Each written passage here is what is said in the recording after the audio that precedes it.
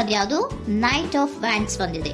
ಯಾವುದೋ ಕೆಲವೊಂದು ನಿರ್ಧಾರಗಳನ್ನ ಮಾಡ್ತಾ ಇರುವಂತಹದ್ದು, ಧೈರ್ಯದಿಂದ ಕೆಲವೊಂದು ನಿರ್ಧಾರಗಳನ್ನ ನೀವು ಮಾಡ್ತಾ ಇರುವಂತಹದ್ದು ರೆಪ್ರೆಸೆಂಟ್ ಆಗ್ತಾ ಇದೆ. ಆಕ್ಷನ್ಸ್ ಅನ್ನ ತಗೋತಾ ಇರುವಂತಹದ್ದು ನಿಮ್ಗೆ ರೆಪ್ರೆಸೆಂಟ್ ಆಗ್ತಾ ಇದೆ ಬಾಟಮ್ ಆಫ್ ದ ಡಕ್ ಅಲ್ಲಿ.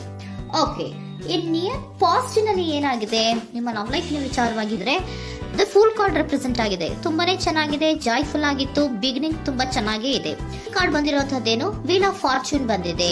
ಸೊ ನಿಮ್ಮ ಲವ್ ಲೈಫಿನ ವಿಚಾರವಾಗಿ ನೀವು ಕೆಲವೊಂದು ಬದಲಾವಣೆಗಳನ್ನ ನೀವು ಮಾಡ್ಕೊಂಡಿರುವಂತಹದ್ದು ಇಲ್ಲಿ ರೆಪ್ರೆಸೆಂಟ್ ಆಗ್ತಾ ಇದೆ. ಕ್ವೀನ್ ಆಫ್ ಕಪ್ಸ್ ಏನನ್ನ ರೆಪ್ರೆಸೆಂಟ್ ಮಾಡುತ್ತೆ?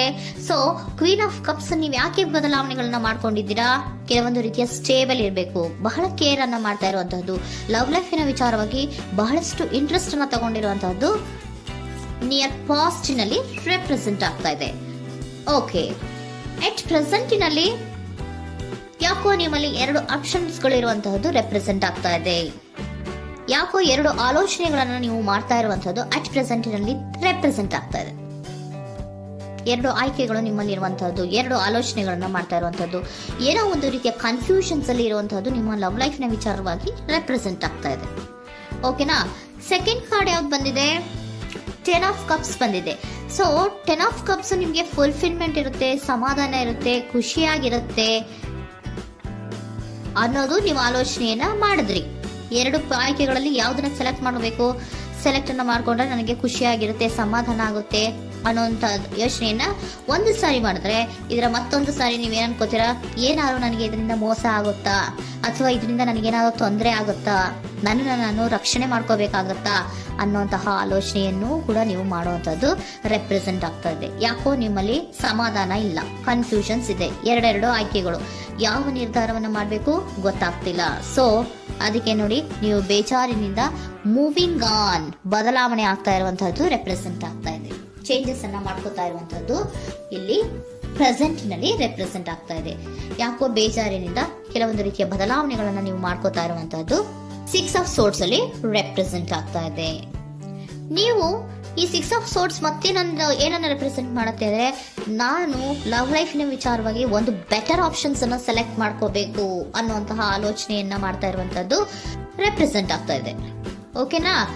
ನೀವೇನಂದ್ರೆ ಅಟ್ ಪ್ರೆಸೆಂಟಿನಲ್ಲಿ ನಿಮ್ಮ ಲವ್ ಲೈಫಿನ ವಿಚಾರವಾಗಿ ಬೆಟರ್ ಆಪ್ಷನ್ ಬಗ್ಗೆ ಯೋಚನೆಯನ್ನ ಮಾಡ್ತಾ ಇರುವಂತಹದ್ದು, ಅದರ ಬಗ್ಗೆ ಸ್ವಲ್ಪ ಕನ್ಫ್ಯೂಷನ್ ಅಲ್ಲಿ ಇರುವಂತಹದ್ದು ಅಟ್ ಪ್ರೆಸೆಂಟಿನಲ್ಲಿ ರೆಪ್ರೆಸೆಂಟ್ ಆಗ್ತಾ ಇದೆ. ಬಟ್ ನಿಯರ್ ಫ್ಯೂಚರಿನಲ್ಲಿ ಏನಿದೆ? 3 ಆಫ್ ಸೋರ್ಟ್ಸ್ ಇದೆ. ಕೆಲವೊಂದು ರೀತಿಯ ಬೇಜಾರುಗಳಿರುವಂತಹದ್ದು, ನೋವುಗಳಿರುವಂತಹದ್ದು, ಕೆಲವೊಬ್ರು ಅಳ್ತಾ ಇರುವಂತಹದ್ದು, ಭಾವನಾತ್ಮಕವಾಗಿ ತುಂಬಾ ಫೀಲ್ ಅನ್ನ ಮಾಡ್ತಾ ಇರುವಂತಹದ್ದು ನಿಮ್ಗೆ ರೆಪ್ರೆಸೆಂಟ್ ಆಗ್ತಾ ಇದೆ. ಯಾಕೆ ನಿಮಗೆ ಆ ತರ ಆಗತ್ತೆ ಅಂತ ಅಂದ್ರೆ, ಡೆವಿಲ್ ಕಾರ್ಡ್ ರೆಪ್ರೆಸೆಂಟ್ ಆಗಿದೆ. ಸೊ ಡೆವಿಲ್ ಕಾರ್ಡ್ ಏನನ್ನ ಹೇಳುತ್ತೆ?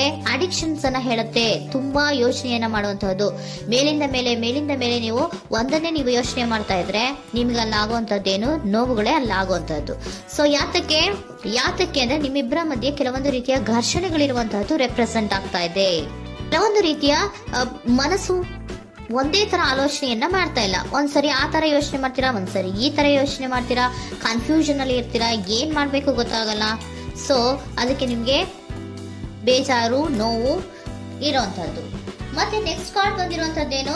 5 ಆಫ್ ಪ್ಯಾಂಟಿಕಲ್ಸ್ ಬಂದಿದೆ. ಸೊ 5 ಆಫ್ ಪ್ಯಾಂಟಿಕಲ್ಸ್ ಏನು?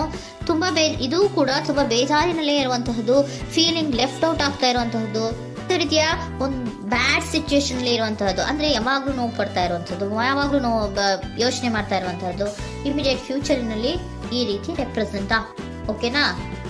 ಸೊ ದ ಮೂನ್ ಕಾರ್ಡ್ ಏನನ್ನ ರೆಪ್ರೆಸೆಂಟ್ ಮಾಡುತ್ತೆ ಅಂದ್ರೆ, ರಿಯಾಲಿಟಿಯ ಕಡೆಗೆ ಹೆಚ್ಚು ಗಮನ ಕೊಡದೇ ಇರುವಂತಹದನ್ನ ರೆಪ್ರೆಸೆಂಟ್ ಮಾಡುತ್ತೆ. ಓಕೆನಾ? ಇದಿಷ್ಟು ನಿಮ್ಮ love reading. Next angel guidance ನಿಮ್ಗೆ ಏನ್ ಕೊಡ್ತಾರೆ ಅನ್ನೋದನ್ನ ನೋಡೋಣ.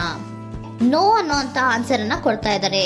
So no, not the right time. ನೀವೇನು ಕೂಡ ಈ ಕನ್ಫ್ಯೂಷನ್ ಅಲ್ಲಿ ಇದ್ದಾಗ ಯಾವುದೇ ರೀತಿಯ ಡಿಸಿಷನ್ಸ್ ನ ಮಾಡೋದಕ್ಕೆ ಇದು ಕರೆಕ್ಟ್ ಆಗಿರುವಂತಹ ಟೈಮು ಅಲ್ಲ. Perfect timing. So perfect timing ಅನ್ನ ಬಂದಾಗ ನೀವು ಕೆಲವೊಂದು ರೀತಿಯ ಡಿಸಿಷನ್ಸ್ ಅನ್ನ ಮಾಡ್ಬೇಕಾಗತ್ತೆ. ಯಾವಾಗ ಅಂದ್ರೆ ನೀವು ಮನಸ್ಥಿತಿಯನ್ನ ನೀಟಾಗಿ ಇಟ್ಕೊಂಡಾಗ, ಕೆಲವೊಂದು ರೀತಿಯ ಕನ್ಫ್ಯೂಷನ್ಸ್ ಇಂದ ನೀವು ಆಚೆ ಬಂದಾಗ, ಯಾವಾಗ ನೀವು ಕ್ಲಿಯರ್ ಥಿಂಕಿಂಗ್ ಅನ್ನ ಮಾಡ್ತೀರಾ ಅದು ಪರ್ಫೆಕ್ಟ್ ಟೈಮಿಂಗ್. ಸೊ ಆಗ ನಿಮ್ಗೆ ಕೆಲವೊಂದು ರೀತಿಯ ಫರ್ಗಿವ್ನೆಸ್ ಅನ್ನೋದು ಇರುತ್ತೆ ಅನ್ನೋದನ್ನ ಏಂಜಲ್ ಗೈಡೆನ್ಸ್ ನಿಮ್ಗೆ ಹೇಳ್ತಾ ಇದ್ದಾರೆ. ಸೊ ಹಾಗಿದ್ರೆ ಸರೆಂಡರ್ ಕಾರ್ಡ್ಗಳು ನಿಮ್ಗೆ ಏನ್ ಹೇಳುತ್ತಾರೆ ಅನ್ನೋದನ್ನ ನೋಡೋಣ. Surrender to your soul path. Your life journey has been perfectly designed for your soul growth. Embrace every lesson and every moment. ನಮ್ಮ ಜೀವನದಲ್ಲಿ ಬರುವಂತಹ ಎಲ್ಲಾ ಕೆಲವೊಂದು ಮೂಮೆಂಟ್ಗಳನ್ನ ನಾವು ಪರ್ಫೆಕ್ಟ್ ಆಗಿ ದೇವರು ಡಿಸೈನ್ ಮಾಡಿರ್ತಾರೆ. ಅದಂದ್ರೆ ನಮ್ಮ ಲೈಫಿನಲ್ಲಿ ಏನೇನ್ ಆಗ್ಬೇಕು ಅನ್ನೋದನ್ನ ಮುಂಚೆಯೇ ದೇವರು ಬರ್ದಿರ್ತಾರೆ. ಸೊ ಅದು ಹಾಗೆಯೇ ನಡೀತಾ ಇರುತ್ತೆ. ಓಕೆನಾ? ನಾವು ನಮ್ಮ ಲೈಫ್ನಲ್ಲಿ ಬರುವಂತಹ ಪ್ರತಿಯೊಂದು ಲೆಸನ್ಸ್ ಅಥವಾ ಪಾಠಗಳೇನಿರುತ್ತೋ ಅಥವಾ ನಾವು ಏನನ್ನ ನಮ್ಮ ಜೀವನದಲ್ಲಿ ಬರ್ತಾ ಇರುತ್ತೋ ಅದು ಒಂದು ನಮಗೆ ನಮ್ಮ ಲೈಫಿನಲ್ಲಿ ಒಂದು ಲೆಸನ್ ತರ. ಸೊ ಅದನ್ನ ನಾವು ಎವ್ರಿ ಮೂಮೆಂಟ್ ಅನ್ನ ಕೂಡ ನಾವು ಸ್ವೀಕರಿಸಬೇಕು. ಯಾವಾಗ್ಲೂ ಕೂಡ ಅದನ್ನು ಸ್ವೀಕರಿಸಿಕೊಂಡು ಮುಂದೆ ಮುಂದೆ ಹೋಗ್ತಾ ಇರಬೇಕು. ಪ್ರತಿ ನಿಮಿಷವೂ ಕೂಡ ಒಂದೊಂದು ರೀತಿಯ ನಮಗೆ ಪಾಠ ಇದ್ದ ಹಾಗೆ ಅಂತ ಹೇಳ್ತಾ ಇದ್ದಾರೆ. Surrender unhealthy relationship. Surrender unhealthy relationship. Let go a relationship that don't serve you, including unavailable or toxic people. You deserve to be treasured by others and to be surrounded by positive people.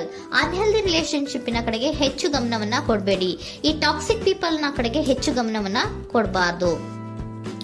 So ಯಾವಾಗ್ಲೂ ನಾವು positive ಆಗಿ think ಮಾಡುವಂತಹ, positive ಆಗಿ ಆಲೋಚನೆ ಮಾಡುವಂತಹ ಜನಗಳ ಜೊತೆಯಲ್ಲಿಯೇ ನಾವು ಹೆಚ್ಚು ಇರಬೇಕು ಅನ್ನೋದನ್ನ ನಿಮ್ಗೆ ಸರೆಂಡರ್ ಕಾರ್ಡ್ ಹೇಳ್ತಾರೆ.